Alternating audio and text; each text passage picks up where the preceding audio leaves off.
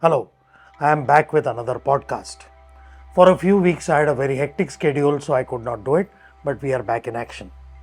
Today's topic is how you, as a leader, can transform the efficiency in the organization. Why is that important? I'll tell you. As you know, I have been working with thousands of organizations trying to help them utilize the Microsoft platform well. And do you know what is the biggest bottleneck? It's not budget, it's not technology, it's the leadership. What happens? People buy the software, they deploy it, they do a little bit of training, but at the end of few months, everything fizzles out. You are spending money and you are not getting any return on investment. That's a universal problem. And customers of all sizes are worried about it, but they are not willing to understand the root cause, and the root cause is you as the leader. So let's understand the problem and the solution.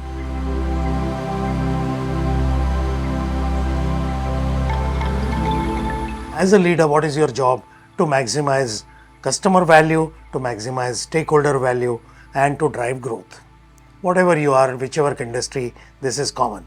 Now, in order to do growth, what do you need? People have to do more work, isn't it?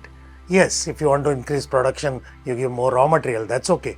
But people have to do more work, and people are already overworked.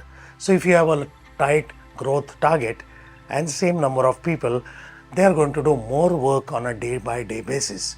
They'll go home late, they'll be stressed, they'll be burnout, and beyond a point, people get demotivated. Yes, you can add more people, but newly added people are not as productive as existing people. They don't have the experience. So, more growth means more stress. Is that the real equation? No, there is something missing there. And that's where office-based productivity comes into picture. What is the responsibility of you as a leader? You know that to drive growth, to deliver more value to customers, stakeholders, and society.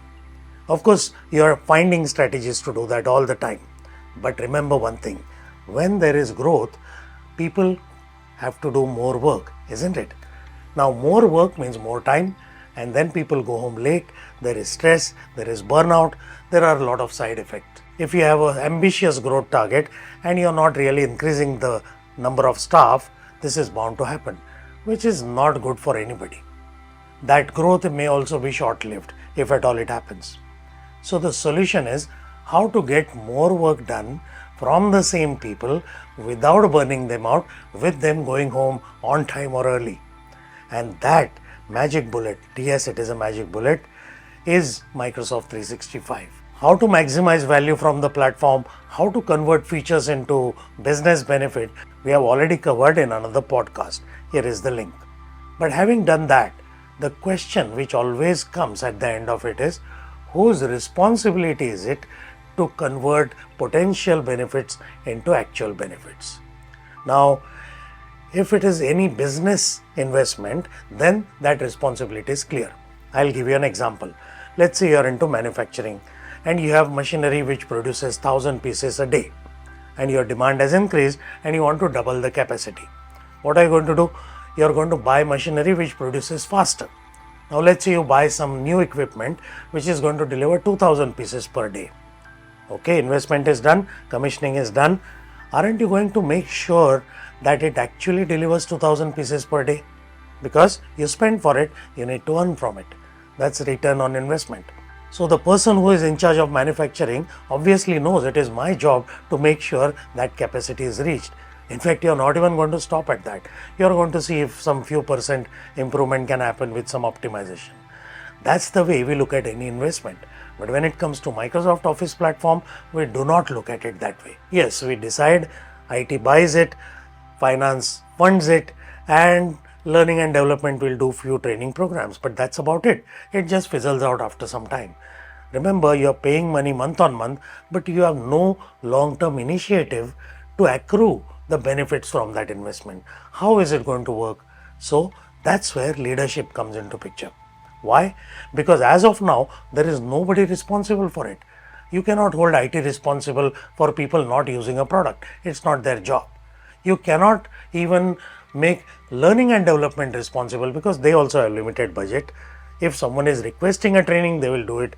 In this case, nobody is requesting, so it just doesn't work. Now the question is, Someone needs to be responsible proactively for it. I am not asking you to have another chief productivity officer. No, that is complicating matters even further. You will waste more money there. What I am saying is, currently, the way people are working using office tools, which is unstructured, is absolutely inefficient. You want evidence? There are a lot of videos, you can have a look at them. That inefficiency is taking away time from your precious staff, and that inefficient work you are literally funding by giving them salary. Why do you give salary to do work which adds value? You do not give salary for work which wastes time. So that's where, if everyone becomes more efficient, at least 1 hour per day can be saved. And imagine everyone is smart enough to use that time to channel it in a value adding manner. So what do you need to do? You need to understand that if everyone's efficiency increases, who is the biggest beneficiary? You as a leader is going to benefit the most. You can start simple. Take 5 immediately implementable quick wins, which are simple best practices, which are globally applicable, and disseminate them. Now, how do you do that? For example, we have a video on how to take notes during meetings and how to link the notes to meetings. That's a very simple thing, but everyone needs it and nobody knows how to do it properly. We have another video on how to manage a task list. Everyone is doing work, shouldn't they know how to manage their tasks? But surprisingly, nobody knows it properly. So this video is a standard operating procedure. Just make sure you, as a boss, send a mail to people. Don't ask IT or learning and development to do it. Boss's mail is read, so you take advantage of that psychology and you drive the change. Now that if you do repeatedly, everyone becomes better. Everything becomes better. Now how are you going to amplify that? So you start with 5 simple, practical best practices, implement them, let's say once a week. Once people get used to it, then increase the frequency of SOPs. Now, who is going to create these best practices? I can help you there, or you can find champions within the company. Each leader nominates 1 or 2 people, and those people are given official permission to learn the platform proactively, let's say 3 hours per 2 weeks, something like that. And then they learn the features, think, where will I use it in my business?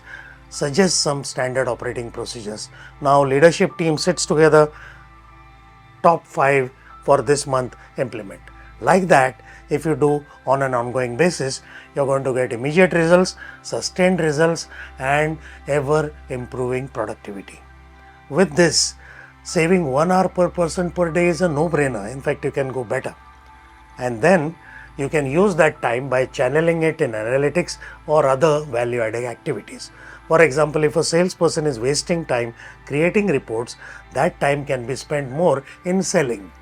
If there is a relationship manager who is supposed to manage customers, they should not be wasting time in operational activities. They should be talking to customers and trying to sell more. So bottom line, everyone knows how to use the time, but they don't know how to extract time.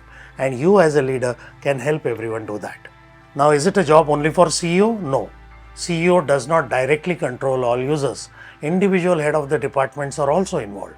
So CEO should try to improve efficiency of all the direct reports, which are themselves bosses, and each departmental head should disseminate SOPs down the line. That's how it works beautifully. And when people start learning this and when they start benefiting from it, they will also proactively come to you and give you ideas. In fact, you can gamify it by opening out the ideas to everyone. Let everyone suggest areas of improvement and we will reward them. Something which we have been doing for decades on shop floor in manufacturing. I am sure as a leader, you are also interested in what is the role of AI, because that's a hot topic now. Of course, it's not a magic bullet. It's one of the new features, yes. I recently created a video about the role of AI in improving office productivity. This is the link. Have a look at that as well. So if you found this useful, action it immediately. If you have any concerns, thoughts, ideas, post them. I'll be happy to address them.